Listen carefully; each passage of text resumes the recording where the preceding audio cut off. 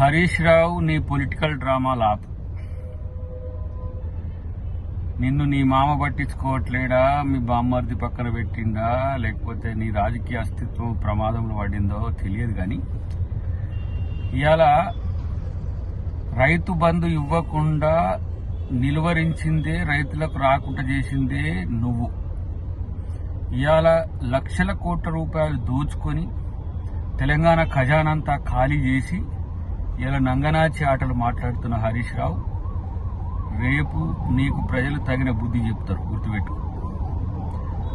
ముఖ్యమంత్రి రాజీనామా కావాలన్నా నీకు?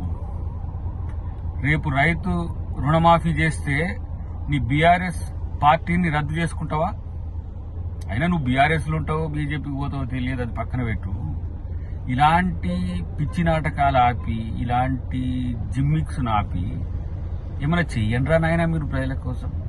ఎట్లాగో మీ పార్టీని తీసుకుపోయి బీజేపీలో కలిపే రోజులు ఇవి. వాళ్లకు ఫేవర్ చేయడానికి చేస్తున్న ఒక రాజకీయ కుట్ర. ఇవాళ ప్రభుత్వంలో పోయేసరికి మీకు అందరికీ పిచ్చిలేసింది.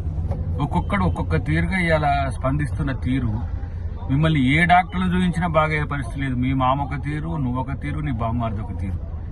ఆమెను తీసుకుపోయేమో జైల్లో పెట్టిండ్రు, అక్కడ ఆ డ్రామా ఆడుతున్నారు.